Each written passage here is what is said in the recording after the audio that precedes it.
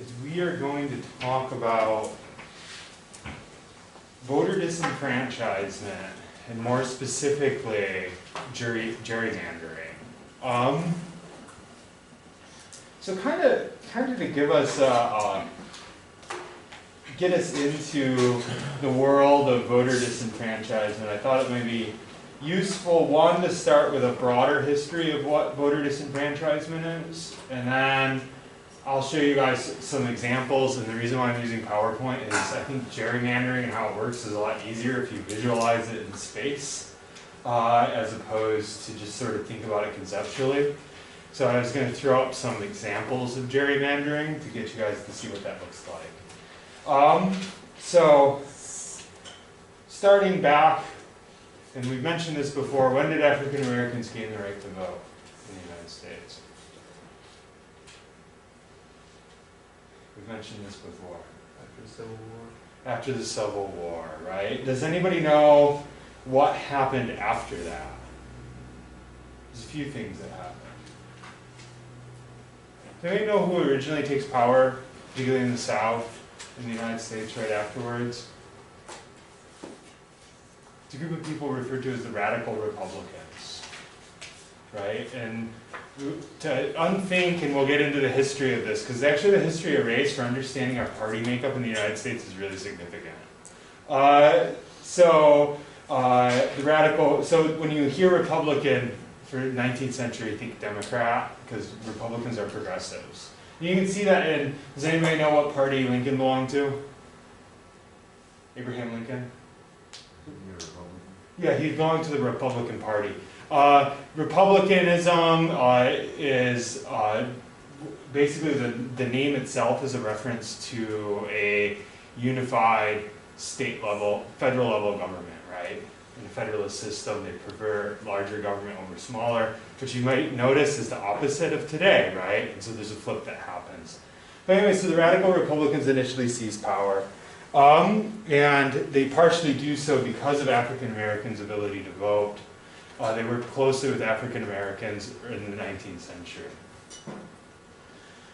It doesn't take very long and that unravels. And mainly it's unraveled as a result of something called voter disenfranchisement. So, and so states put in various things to keep African Americans from voting, so that even though they had the right to vote, they never got to vote. Right? And so that was the rise of the Democrat Party in the South. And this all happened during Reconstruction. Examples of early voter disenfranchisement were things like a poll tax. And so if you went to the poll, you had to pay a certain amount of money to vote. Right? And so like a lot of African Americans couldn't pay the poll tax, so essentially it was a way of getting rid of their ability to vote.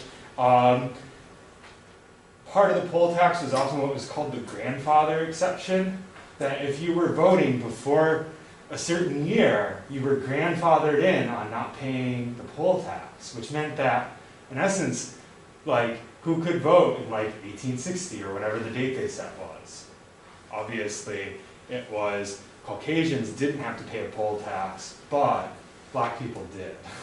So that allowed poor whites to vote, but didn't allow African Americans. Sometimes the poll tax didn't have a grandfather exception. So sometimes the poll tax also excluded poor whites. It depends on which state and even which county you're in. There were education requirements. You had to have a certain amount of education to vote. There were things like good character requirements, that your family's name was in good standing, right? And so that would determine whether you could or couldn't vote. And there was literacy tests.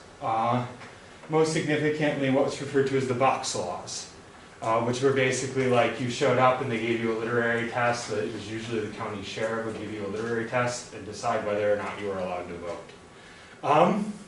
So all those things historically disenfranchised African Americans early on. So even though they gained the right to vote, they didn't really gain the right to vote. Most of those things are illegal now, right? So the Supreme Court shot down most of those, all those historic policies.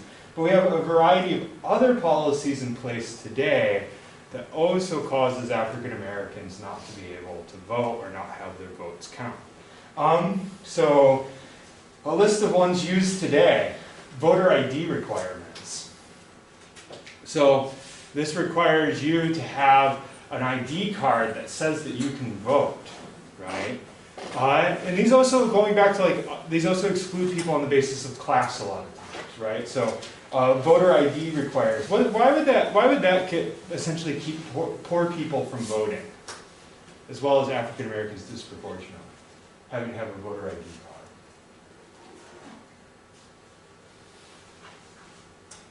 What do you think? Anybody here go and get your driver's license? What do you have to do to go and get your driver's license? What sort of things do you have to do?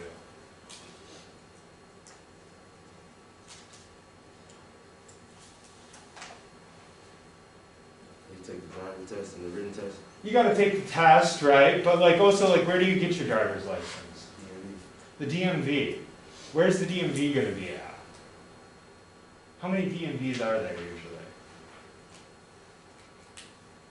In like major cities. Oh, it's a lot. What's that? It's a few. They have a few of them, yeah. Now, if you can drive, getting to the DMV is pretty easy, right? Like, so if you have a car, your own vehicle, it's pretty easy. Is it necessarily going to be easy for everyone in the city to get to the DMV? No. What happens when you get to the DMV? Long line. Yeah, you pull your number, you wait for 3 hours, or 2 hours, or however long it takes. Anybody here lived in a city that had a really bad DMV wait? What was the longest you guys waited in your DMV?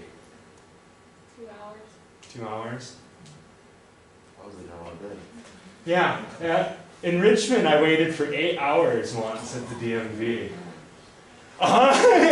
Right? So, like, how structured does your life have to be for you to travel 15 miles and wait hours in line, right? Sitting, waiting to get a form. Anybody here ever go to the DMV, find out they pulled the wrong tab and they were waiting in the wrong line and had to start all over again? That's in major cities, that happens too.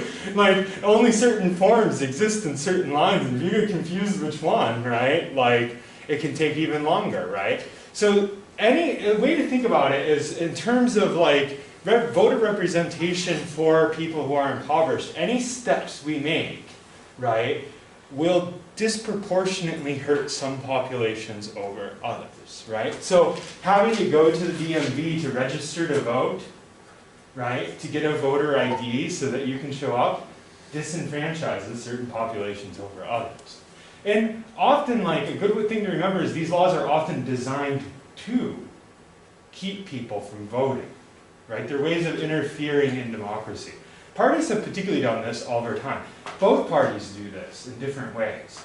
But basically, like, we think of it as if our political parties wanted people to be democratic. They don't. Right? This is actually the reason why. Has anyone ever heard people say that the two-party system is less democratic than a multi-party system? Has anyone ever heard this before? The reason why people say that is because of all these weird wonkinesses that happen in a two-party system. So in a multi-party system, you don't get as much of this sort of manipulation stuff. So even though, like, if you were in England or France or someplace else that had a multi-party system, you don't pick your executive branch. You don't pick your prime minister. You just say what party you're voting for. And essentially the legislative picks, right, the executive branch. It's still generally considered more democratic than having a two-party system, because two-party systems are so prone to manipulation that they actually often keep people from voting. They find ways of getting rid of democracy as much as they can, so that they can guarantee staying in power, right? So this is exactly what is happening here. So people will pass specifically things to make it harder for people to vote so that certain populations don't vote. And this gets worse if you have certain regions where one party's been in power a long time. So a lot of the examples that get talked about for voter disenfranchisement happen in the South, but that's because in the South you've had consistently the same party in power. But similar things happen in California, where Democrats have maintained power longer than the other party. Sorry.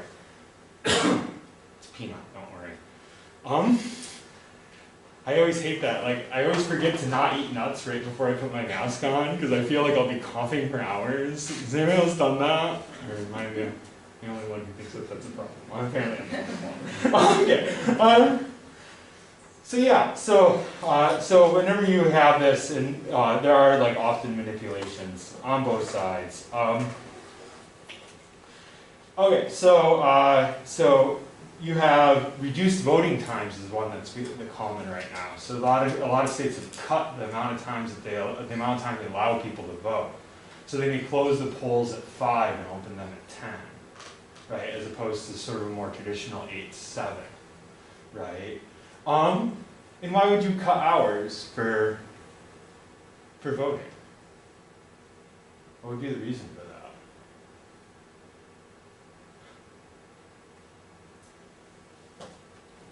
People who have jobs that they can't get away from. Yeah, it hurts people who can't get time off, who can't get permission to go, who don't get lunch breaks, who have a harder time getting there, right? There's no benefit to cutting the hours. The people who work, are the people who work at the polls paid? No, it's all volunteer. Anyone you see when you show up at, so it doesn't cost anything to have longer voting times, right? It's literally done to keep people from voting. You have things like registration requirements, right? Which require you to register in advance in some states. So you can't show up at the polls, even though legally you can vote, you can't show up in the polls and vote because you didn't register in advance. Some places require you to have a driver's license when you vote, right? What's the problem with that? Who has a driver's license? People who drive, right? Disproportionately in the United States, who does not drive? What populations? Who might not have a driver's license?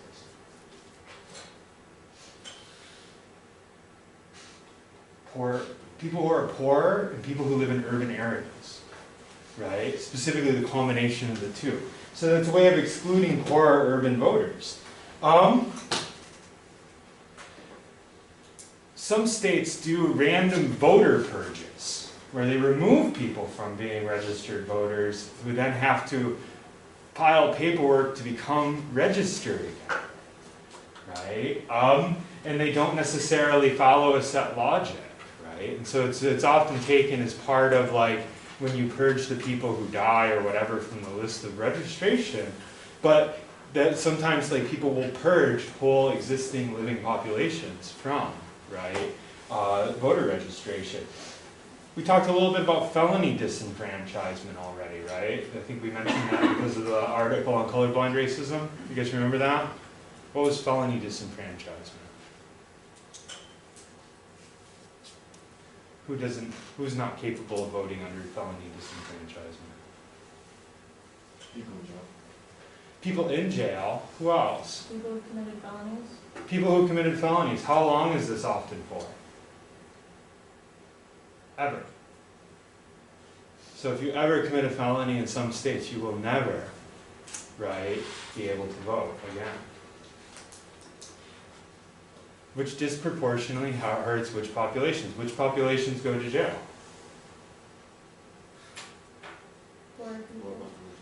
Yeah, right, which disproportionately, once again, hurts African Americans. Okay, so the one that we're going to focus on specifically, so those are all examples, right? And most of these actually have only been around for 15 years. There's actually been some change in the laws allowing us to manipulate voter rights more than we used to. Particularly in the last 15 years. And we're going to see some examples of that showing through even in just our gerrymandering cases. Has anyone ever heard of gerrymandering before? So,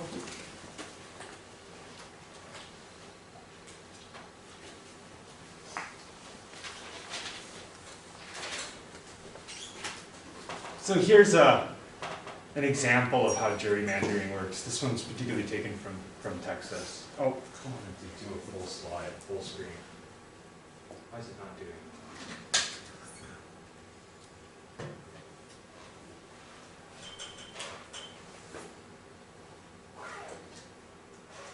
Weird. On mine it says that you are in the, like, display settings.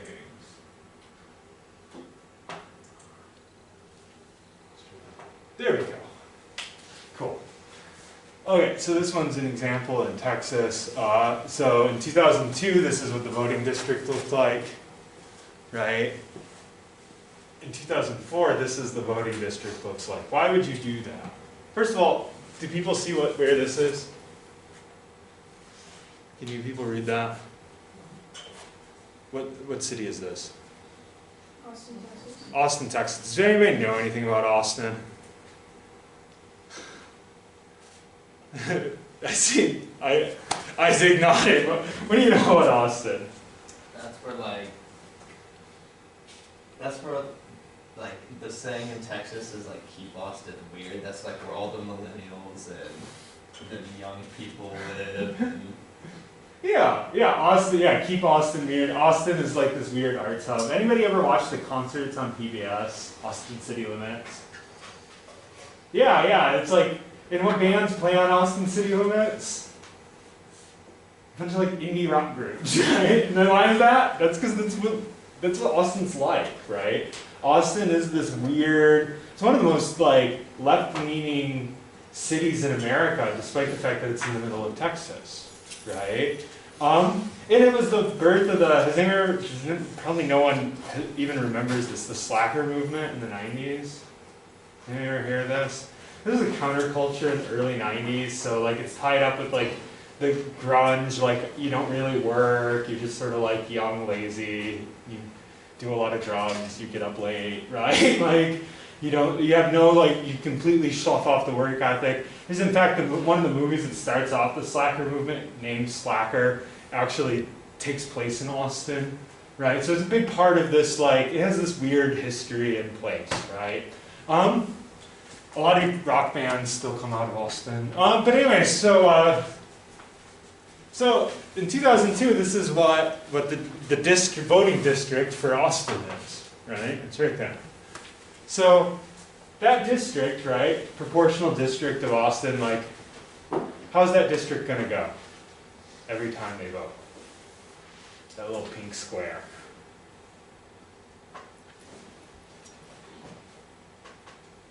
What are they going to vote for every time? Democrat. Democrats, which means in your state house and Congress, what are you going to have representing that district every time? Democrats. If they have any influence on federal elections, what's their influence going to be? They're going to push things where? So what do you, and going back to like, this isn't a party thing, right? Like I could throw up California and do the exact same thing. I just thought this was a great visual. So what do they do? So these are the new districts. What did they do to Austin? The Austin voting district. Just visually. They split it into 3 parts. They split it in, well, half. They split it in half, right? So there's still that yellow, right? They split it in half. And what did they do from there?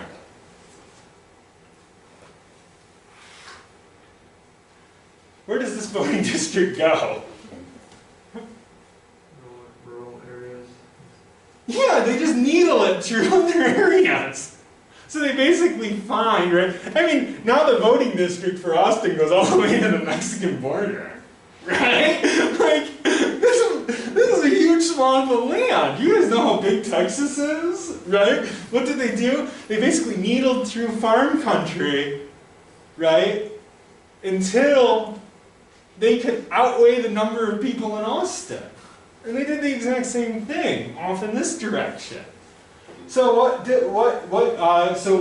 direction do the voting districts of Austin go now? Consistently, since 2004. Republican.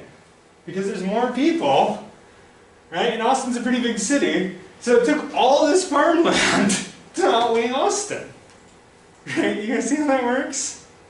So basically, and so this is an example of political gerrymandering. Now, political gerrymandering has never actually been illegal in the United States. This is a perfectly legal process. It isn't particularly democratic, but parties have always been able to do it.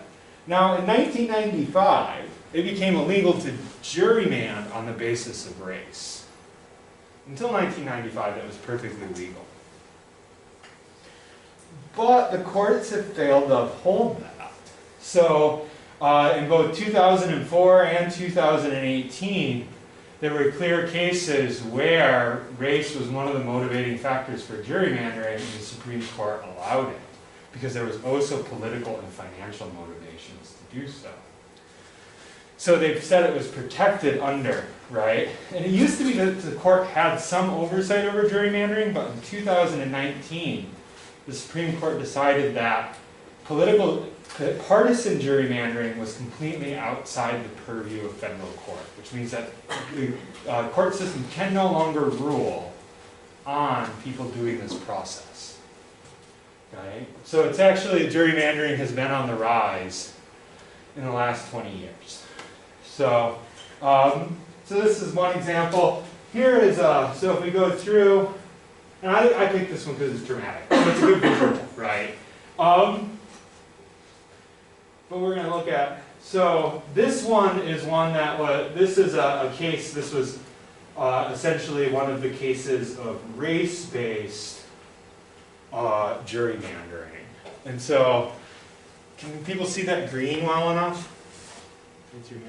By the way, if you're at home, I should have said this at the beginning, I'm going to post the PowerPoint onto Blackboard, so not very many of us are home still. But. Okay, so can you see the green there? Right? So what,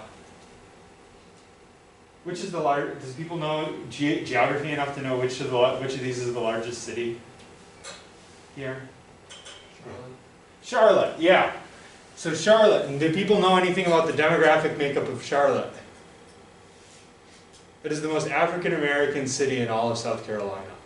This is also the only voting district that looks like this in South Carolina, right? And if you think about what's happening here, right, this is the exact same, right, process that we were talking about before. It's needling out districts. Anybody here live in a northern city or northern area? What do your counties often look like? Your voting districts? Some of them are a little bit wonky. And I know my mom's complained about that in the past. I haven't really looked at it very hard, but... What area do you live in? I live in Sonoma County, just north of King County, Wait, in Seattle. So you're out on the West Coast. Yeah, the West Coast gets some gerrymandering too, but on the opposite party side. So, so I was thinking like, sorry, when I say north, I mean northeast to northern Midwest. Does anybody live in the northeast or northern Midwest? Your districts are literally usually like blocks, right? They're like nice, cleaner, like your counties look like this, right? Sometimes they follow topography a little, but they're mostly just gonna look like this, right? So like, you know, I'm from Michigan, and you know, our voting districts look like this, you know? The UP has their own, right? Or the UP has their own, right? It's the same kind of idea. But if you look at it, those aren't actually our districts. But if you look at a map of the districts, they're very like linear and square, right? They don't do this sort of weird needling thing. In a lot of cities where you've had less, and going back to the West Coast gets a little wonky, the South gets a little wonky. But those regions, right, that are more contested don't usually get as wonky. And the mountain states don't usually get wonky because they're so homogeneous that they just don't.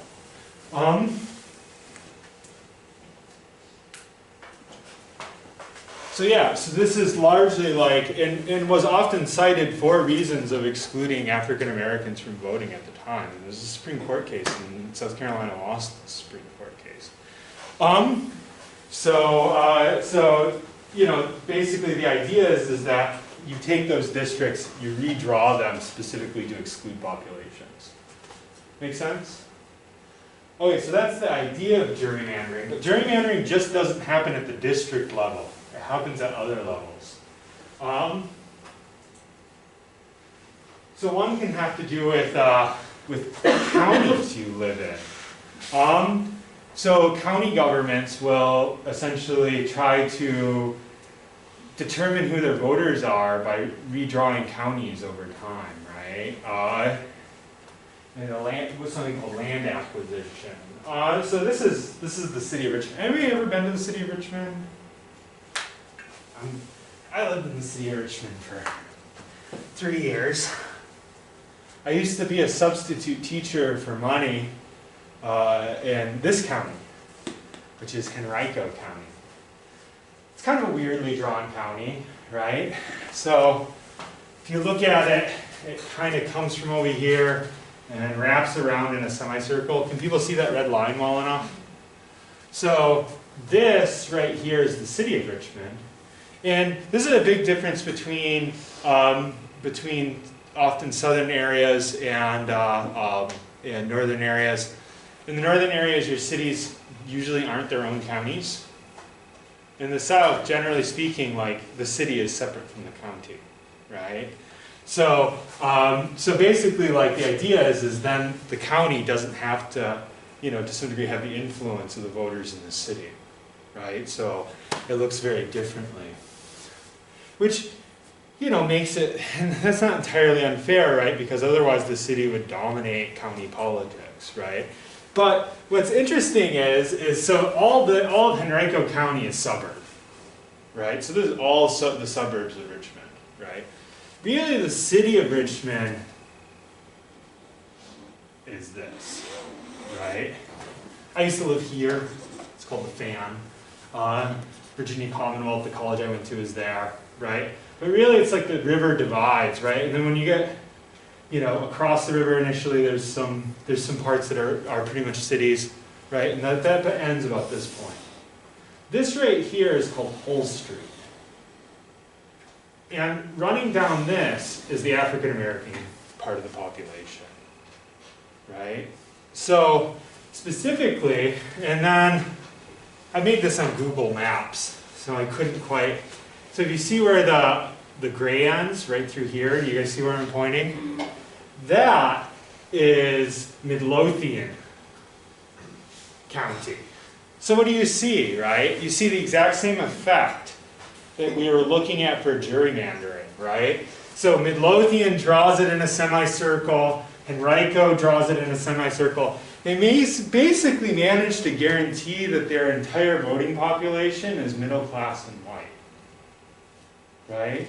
They completely exclude African Americans, right? Which then get knocked out by wealthier white voters in the city, right? Who predominate population-wise over the African Americans living in Hull Street area in South Richmond, right? And then what you get over here, can you see this? This gets drawn as a separate district, which is Mechanicsville. And this is the white trash suburb of Richmond. So they're also being excluded from voting in the counties, right? So it allows the counties to have unilateral control, and it allows them essentially to remove from influence, right? So there's a significance of being removed from the city, and we're going to see what this means, right? Essentially what that means is that districts don't have to share services and resources, right? And then often, populations that don't really get voter representation, they still pay taxes. And they still have to pay for services, but they have no ability to vote or determine how those things work, right? So it's just basically becomes a way, and so counties will be drawn much in the same way. So it basically becomes a way of gutting their influence, right? Now this is a little less dramatic, but this is what our article is going to be on. Our article is, because of statistics, is drawing a sample of cities, right? So cities can annex outlying areas. Do you guys catch what that means when a city annexes outlying areas? What is it doing?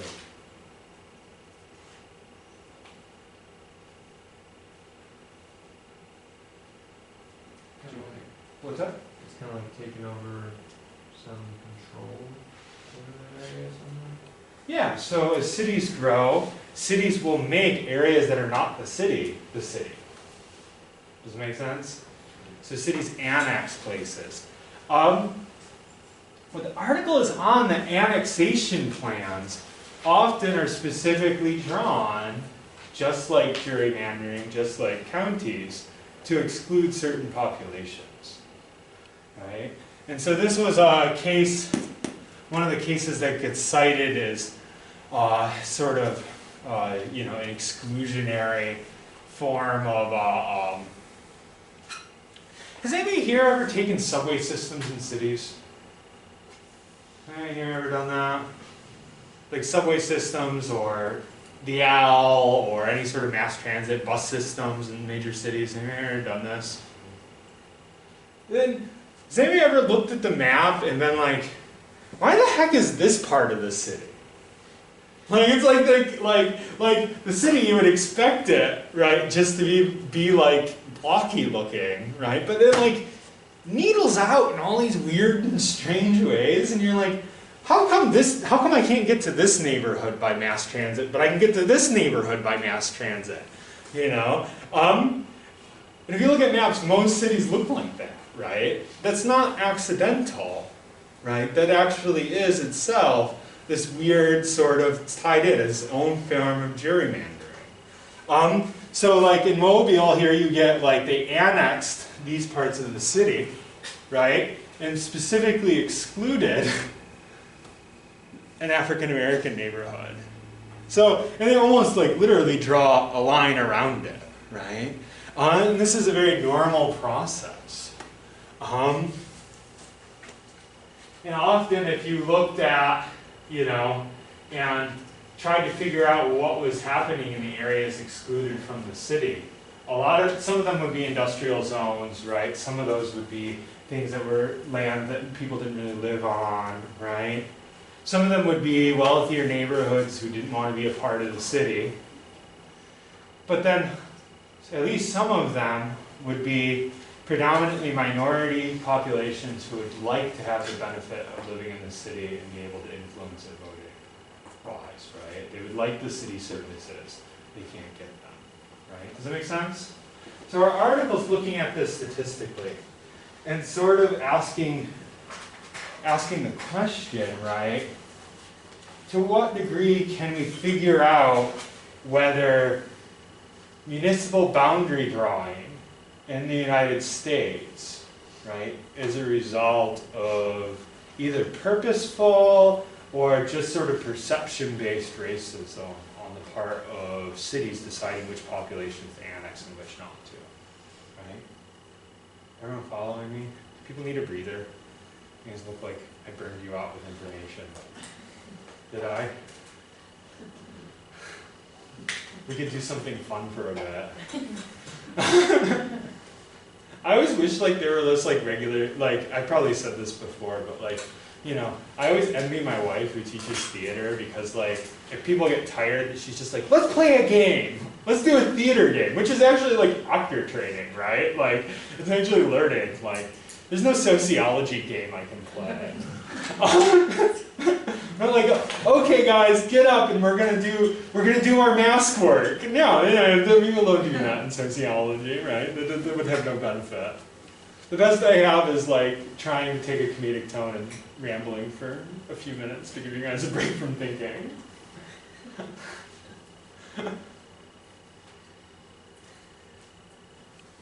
Okay, let's dig into the article.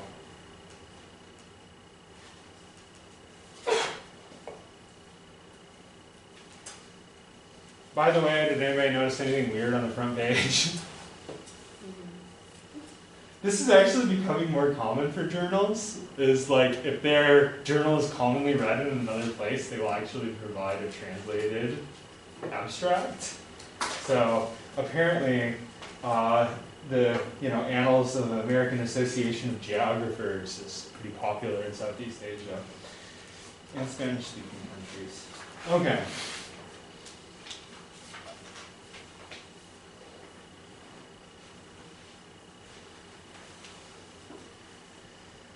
So we got into some of the gerrymandering, right? We got into the idea of it being class-based and race-based. By the way, what's the difficulty, and maybe you even caught this in some of the language, what's the difficulty in sussing out whether something is race-based or class-based?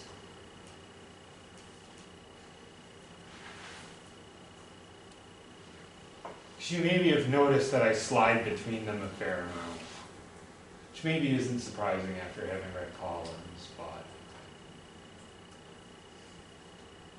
what's a problem determining? There's enough overlap, right? So like if you're talking particularly statistically, it's actually quite hard to determine whether something is class motivated or race motivated. African Americans on average are poor enough to throw off that number. So it becomes really difficult if you're a social scientist to determine people's attitudes towards race or towards class motivate people's actions. And so you see this as part of this question, right? And our author tries to answer it.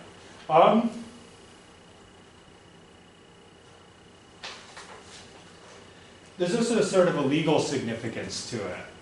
So is it illegal to discriminate against people on the basis of their social class in the United States? People know this? Do people know how the Equal Protection Clause of the Constitution works? Have you ever heard of the Equal Protection Clause? Equal Protection Clause is the thing that guarantees that you cannot discriminate as a government agency against certain populations. There are only two populations that are, well, I take that back. There are now three populations that are protected under equal protection. So people, and it's all on the basis of what's called whether somebody is or is not a cognizable group. All right?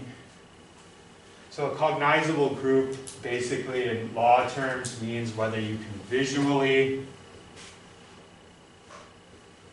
tell whether people belong to the group or not. So, cognizable groups. There's only three groups that the U.S. identifies as cognizable groups under equal protection, and it is discrimination on the basis of race, gender, or I should really say sex. They use the language of gender, but that's different than how we use it in sociology. But it's the biological sex of a person, and now sexual orientation. And this is just in the last decade. So, if you discriminate against somebody on the basis of them being poor, that's perfectly legal in the United States. You cannot discriminate against somebody for being black. Right? So there's actually like a particular difficulty here in identifying what discrimination is in a legal way. Right? Because if there's a significant enough overlap, right, you can say essentially that you're not discriminating against a cognizable group, right? You're just discriminating against certain neighborhoods because they're disenfranchised. So you can exclude people from voting because they're poor, and that's legal. Technically speaking, even though the court has failed to uphold the decision, technically speaking, under the Equal Protection Clause of the United States, you cannot exclude people on the basis of race. Make sense? So you could technically, legally keep poor people from voting in the United States, and that would be perfectly legal. Right? Okay. So what our author partially does is, you're going to see as we move on, they're going to find ways of testing whether or not it's the influence of class or race. So, I told you we were going to get into statistics a little bit. And we should. So,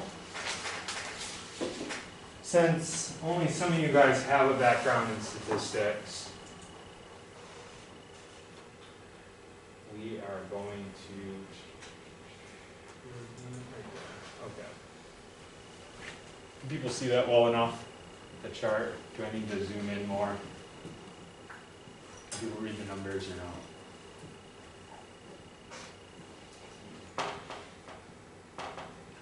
Just asking. Show of hands, can you read the numbers? Enough people can. Okay. We'll cut off part of the chart. Okay, so the first thing, my quick explanation of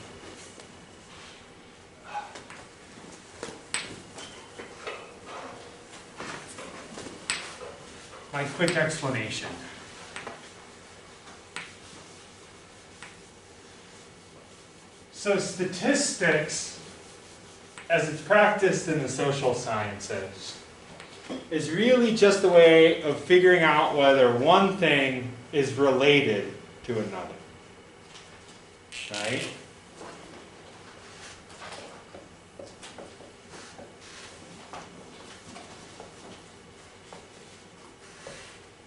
We use the term independent variable. Do people know enough about statistics to know like independent variable, dependent variable? If you don't, no, okay, cool.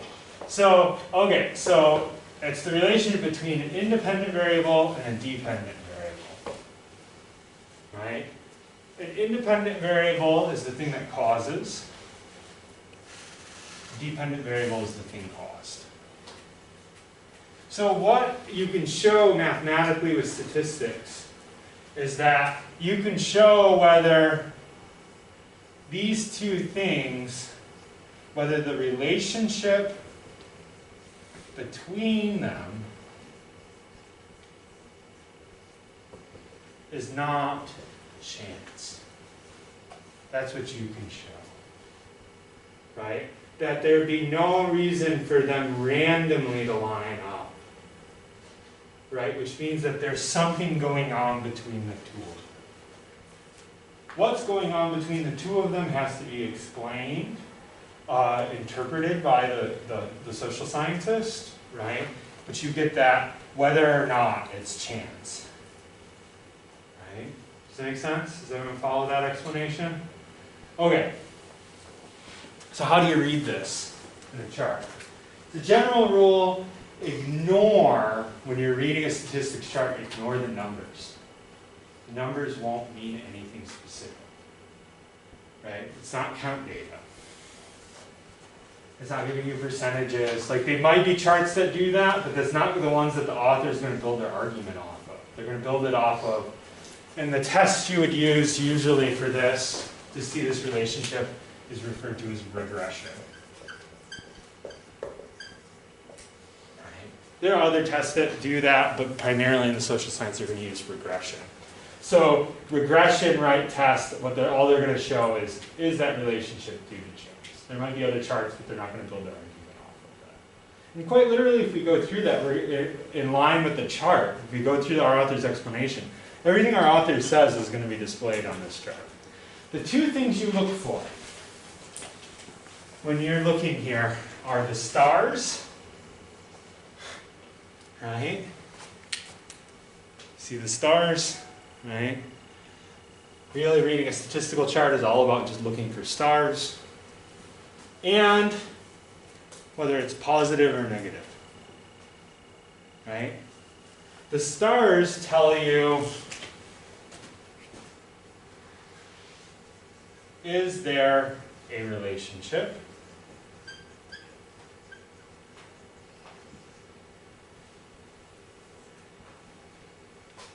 So they'll tell you, is there a relationship? The number of stars has to do with the probability that it is due to chance. Zoom in even further.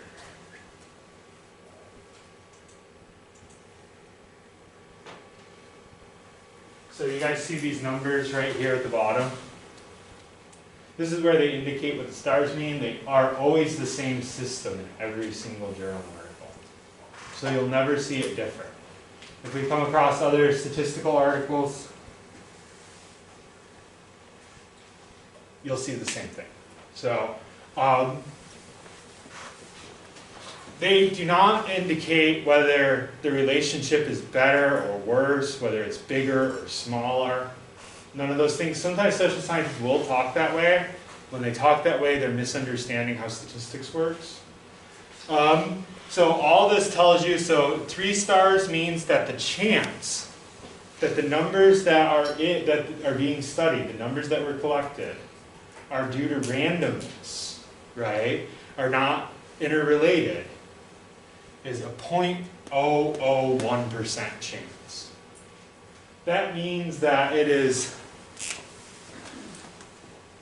if everything's collected correctly, right, if it's all done right, that means that the probability that there is a relationship between one set of numbers and the other set of numbers, between one variable and another variable, is 99.999.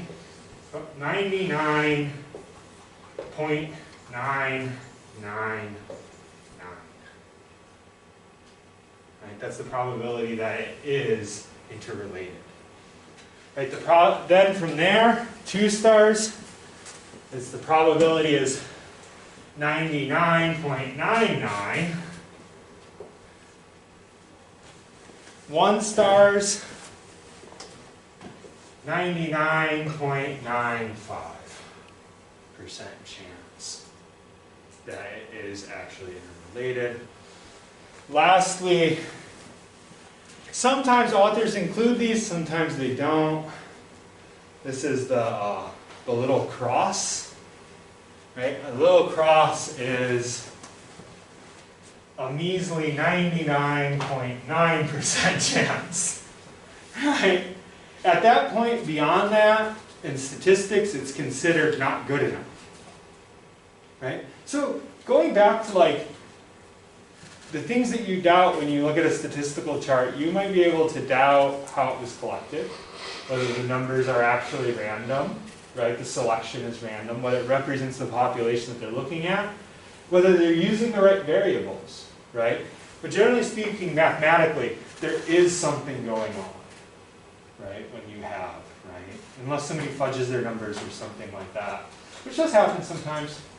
I'm actually going to start being on the ethics committee of one of the regional, which means that if people fudge their numbers, we're the ones who kick them out, which will be kind of fun. I'll probably have great examples of people who do really unethical things, which should be entertaining. Okay.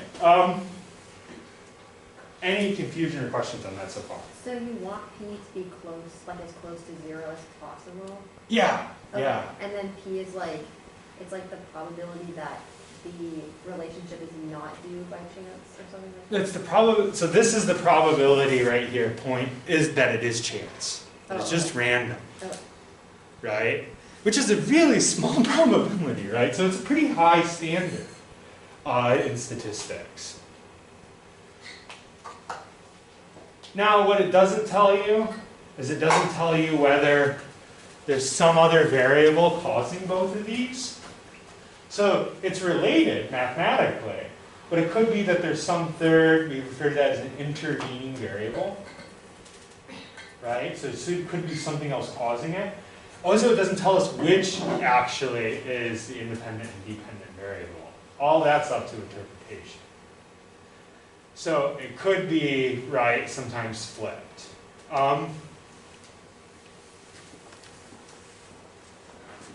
There's one last thing that you can do in regression that's significant for what our author is saying.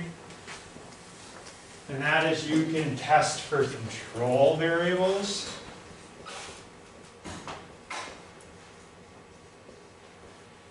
Anybody here take statistics and know what a control variable is?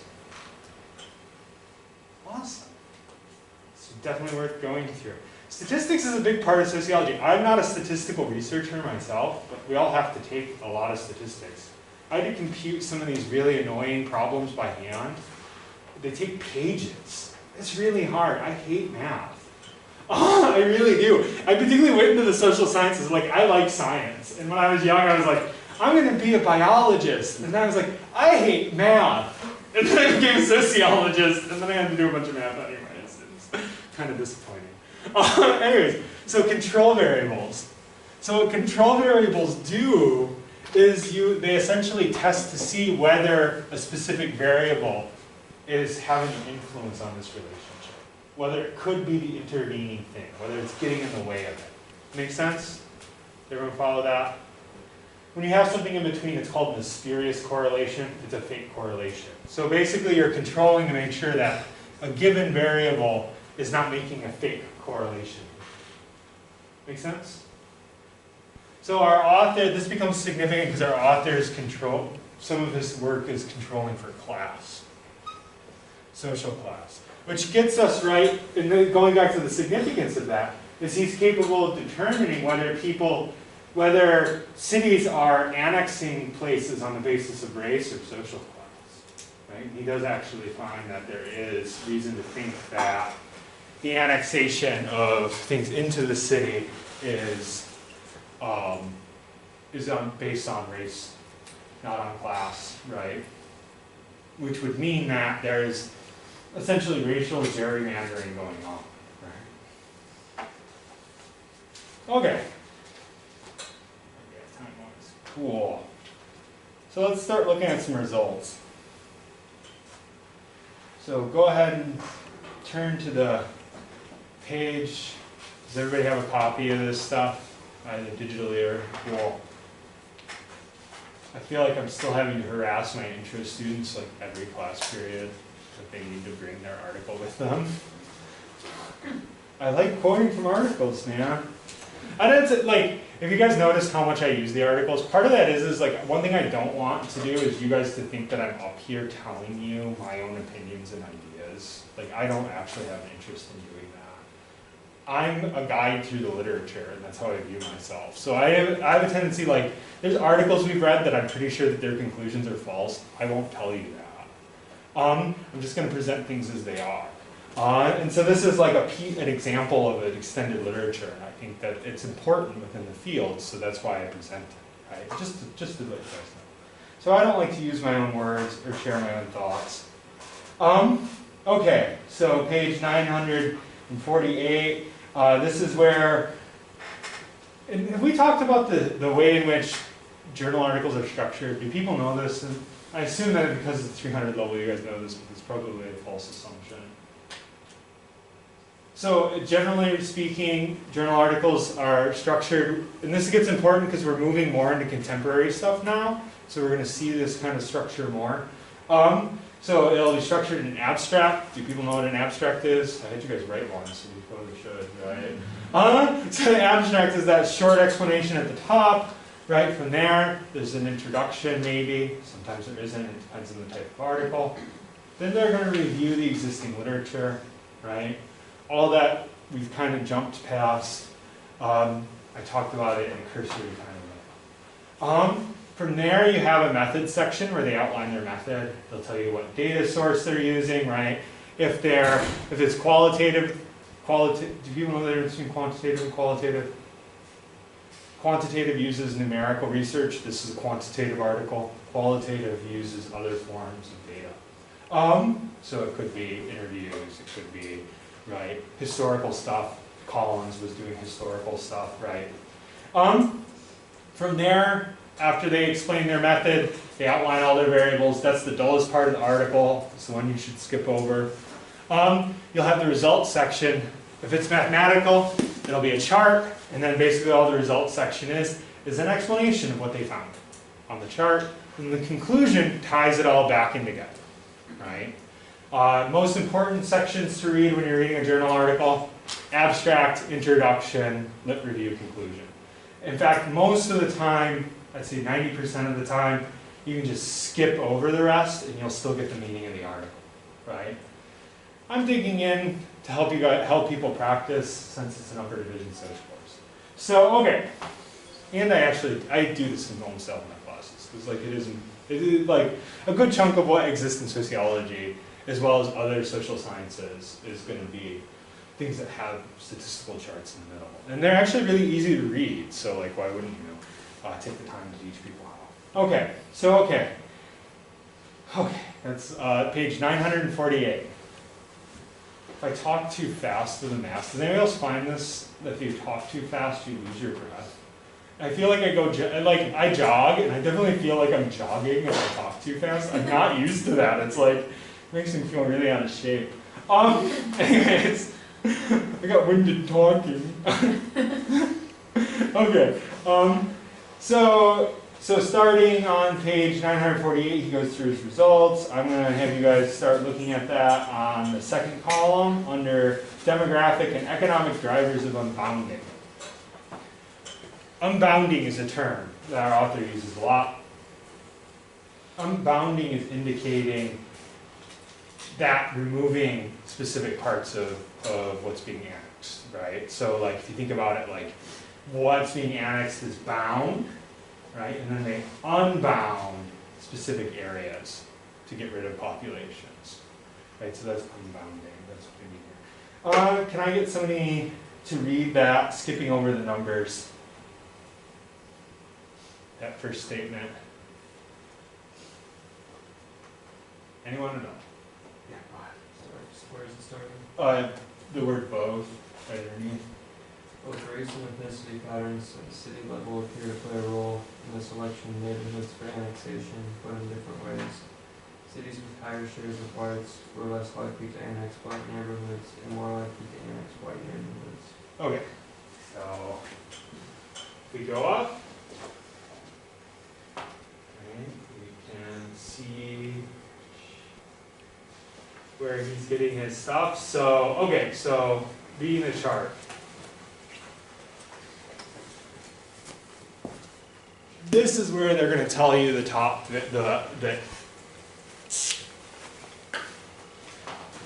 one of these variables will be the thing at the top. Other variables will be along here, right? So you could view it like, sometimes this will be the independent variable and these will be different dependent variables. Sometimes this will be the dependent variable, sometimes this will be an independent variable. But these are the two that they're trying to create a relationship with. What's the, what is the line here? What does it say at the top? What's the title of our graph? Whenever you read a graph, the title first. Ding. What's the title? Yeah, go ahead. Regressions of the racial, ethnic, and economic composition of annexed blocks. Yeah, so, and we can kind of skip what this buffered centered, that's an explanation of something he's doing mathematically, right? It's percentage black, percentage white, percentage Hispanic. This is, right, and then this is a mathematical line. This right here is percentage black after, and so this is his numbers that he gets from controlling. This is percentage black after controlled for race, percentage black, right, and a different way of doing the same thing. Everyone follow that? Okay, so if you're following along, right, so what were the two things he cited, or what's the one variable he cited so far just in that paragraph? What did he say? What we just read aloud.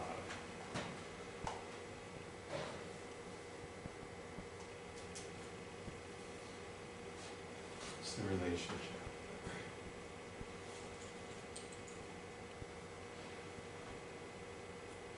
So they want to read? Oh, you got it? We're talking about each 1 percentage point increases in the share of whites in cities, the share of blacks and blacks fell approximately 0.1% point. Yeah. So let's state that like less mathematically. Let's just state it as a plain. What's going on? What's the relationship being stated? As what goes up, what goes down?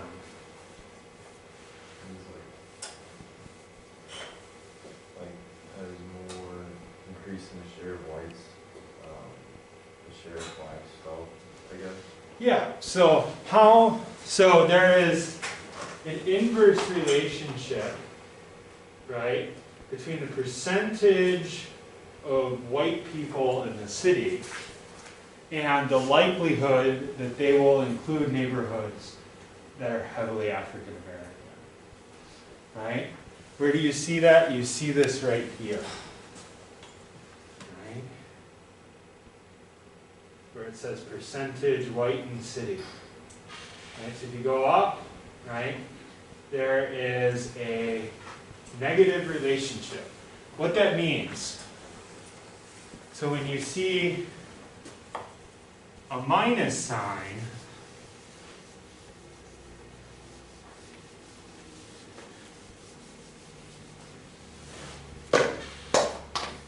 when you see a minus sign, it means that there is what's referred to as an inverse relationship. What that means is that as one of them goes up, the other one goes down. Right? So they have the opposite effect. So if we were to do what he's suggesting here, the whiteness of the city, right, versus the dependent variable, the amount of black people in the annexation, right, the part of the city being brought into the city, right? As the number of white people in the city goes up, right, the number of black people in the city go down, right? That it's an inverse relationship. And here what we see, percentage of white in the city, right? You're seeing an inverse relationship that's statistically significant, right? Meaning that the percentage is low enough, right, that it's just due to random chance. But what the negative means is it means, in essence, as those go up, the other goes down, right? You notice something different about the Hispanic population. So this line, right, this is the percentage white, sorry. Do we notice something about the Hispanic population in comparison to the African American population? It's going to be this number right here. I should probably close my marker before I do that. This number right here. What do you see? What's different about this number and this number?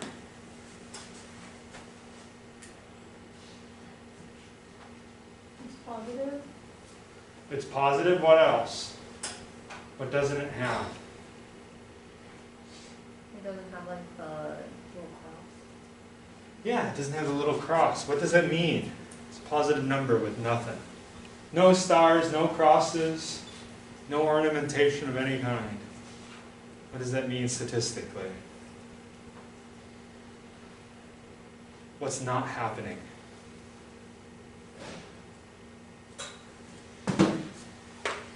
It's not in any of those. Right? It means that we can't mathematically show whether there's a relationship. Right? It means that there is, this would be the language used, no significance. It's not statistically significant. It doesn't hold to the standards set mathematically, right? Which means that cities that are high in percentage of white people are just as likely to annex Hispanics and whites, at least according to statistical significance. Make sense? And in fact, yeah, even if there was significance, it would be positive, right? So it's not even enough to give us a negative in front. Which would mean that if there was significance, it would be that they would be more likely. Right? Okay, leap down to the bottom, the last sentence here in the second paragraph. Does somebody want to read that?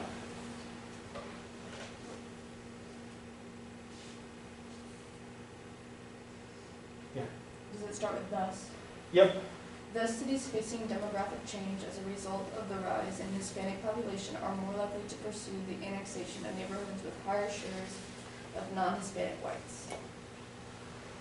So okay, what does that mean? What does he say? The city's demographically changing to be more Hispanic, and the city will find a way to offset those demographic changes. Yeah. So the only time you have significant annexation of Hispanics and this is in this category right here, is when the city is changing in its demographics, right, to have more people who are Hispanic. So if you look up, right, here we get percent Hispanic, right? Here we get, right, the change. So, and we're once again getting statistical significance here. So what does that mean? Let's translate that into practice. What parts of the country do you think will do annexation in a way to avoid inclusion of Hispanics as a voting bloc in their city governments? Where are we getting gerrymandering against Hispanics?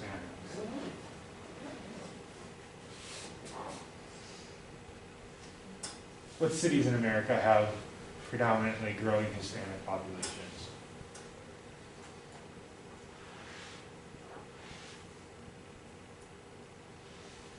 I'm looking for guesses. Southern Texas. Yeah, Southwest, right? So all along in the Southwest, parts of the West Coast, right, you're going to be getting gerrymandering against Hispanics. But in other parts of the country where the demographics aren't shifting, people aren't as paranoid about Hispanics, so they don't do it, right? All across the United States, people do it towards African Americans, but they don't do it towards Hispanics consistently. Okay. We're going to keep on digging into some of the nitty-gritty and looking at the chart when we get back, and then we'll round up Collins. Hopefully get through all 4 chapters of Collins. We're going to move through it in a cursory way, because there's some overlap between the chapters, right? But we'll try to bring out what's new.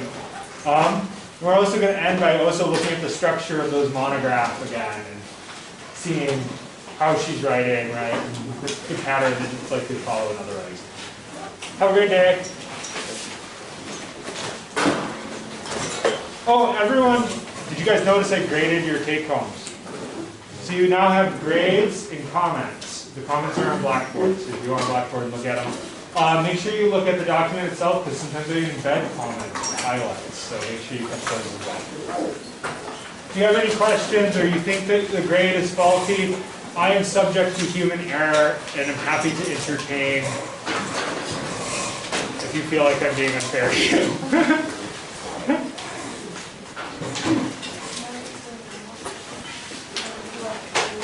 I was just wondering. Yeah. So for paper, Yeah. can you use like the articles that we use in class for it?